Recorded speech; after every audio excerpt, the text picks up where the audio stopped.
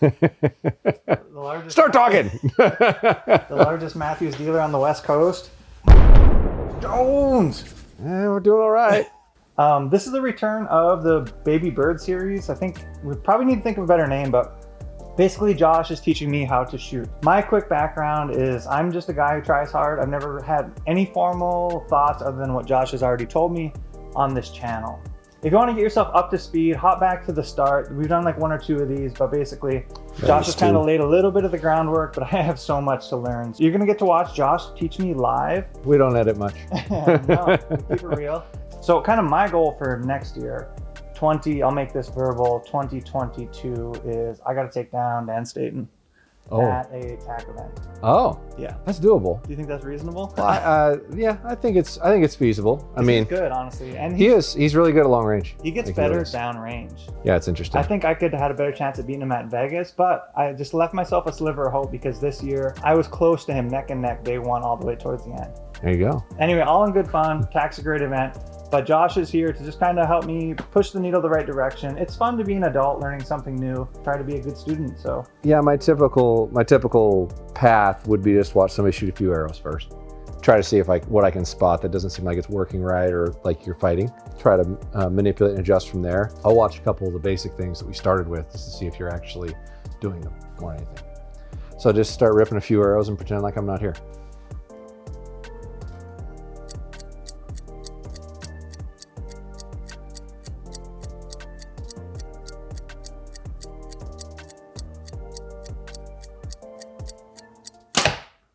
last time I was here, I wasn't shooting Hinge.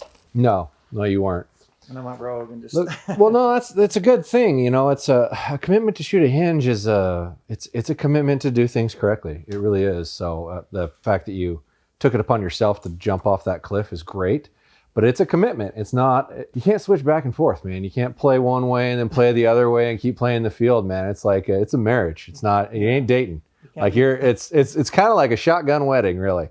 Like it's boom, it's over and you got to follow that line because switching back and forth, you'll never get it all right, to be honest. You have to kind of commit.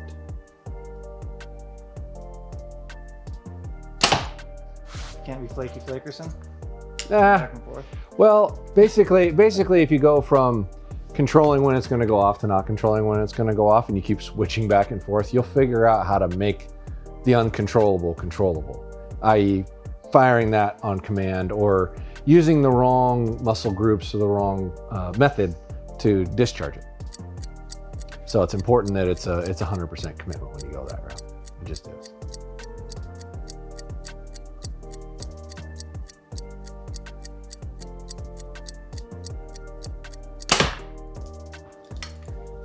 Fighting that a little bit, but number one's your stance is good.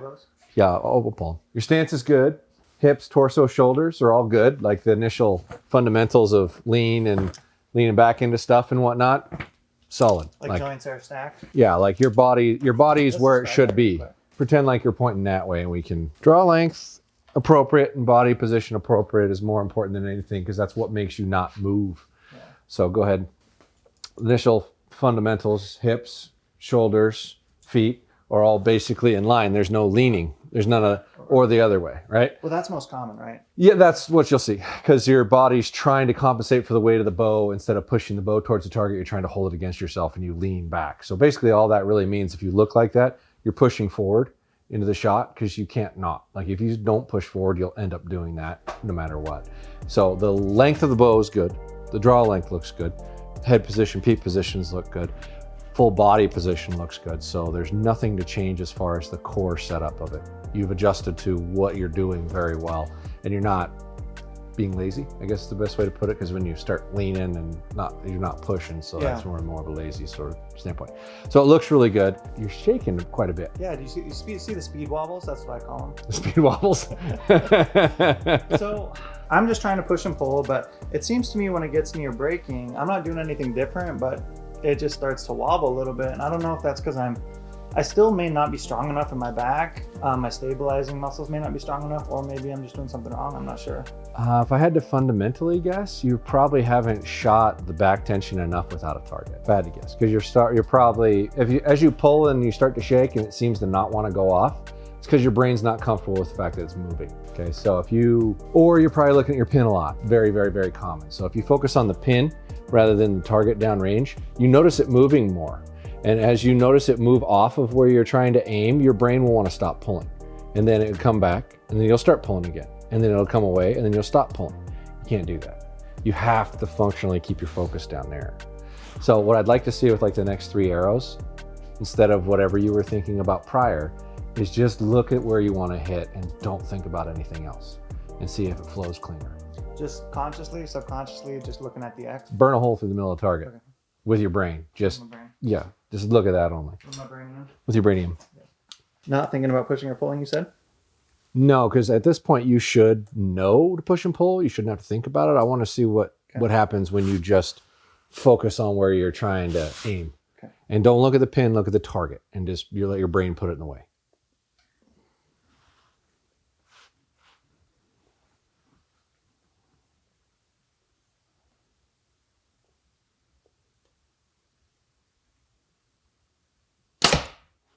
That went off quicker.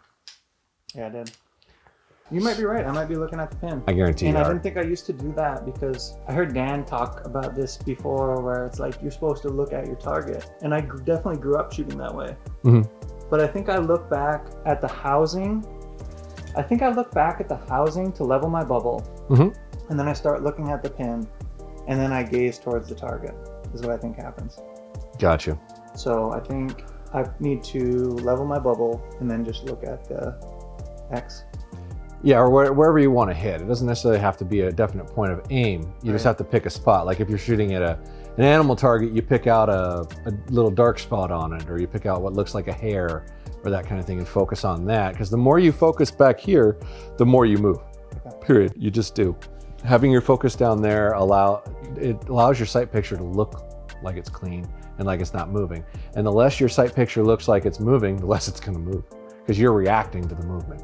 That's all that is when you see that movement rolling around, it's your brain going, oh, I'm not in the middle, put it back in the middle. Oh, I'm not in the middle, put it back in the middle. 85% of the time it's in the middle if you don't look at it. Okay. So just don't look at it. Look down there. Always keep your focus down there.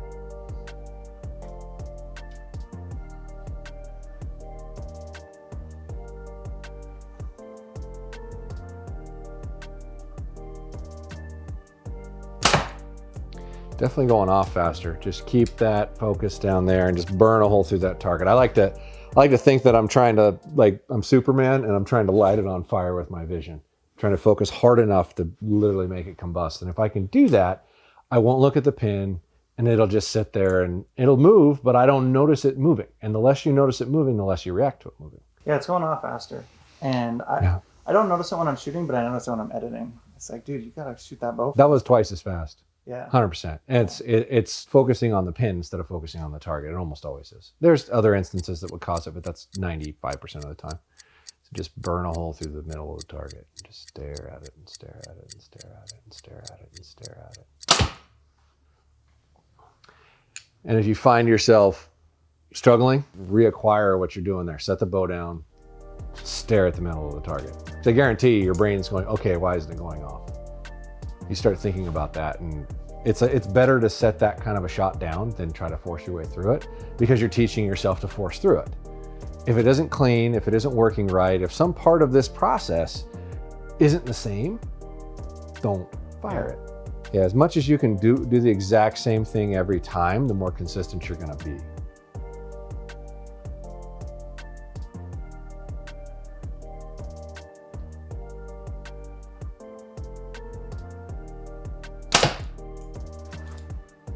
Were you able to keep your thought down there, or did it drift off?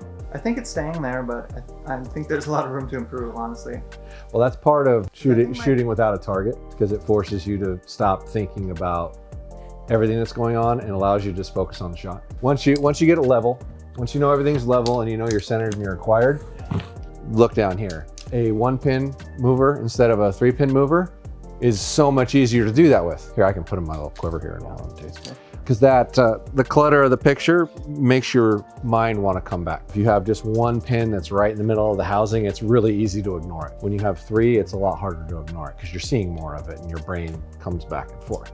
makes sense. It's hard to really keep your brain down there. Almost everything that's occurring while that process is going on, your brain wants to come back here and control you.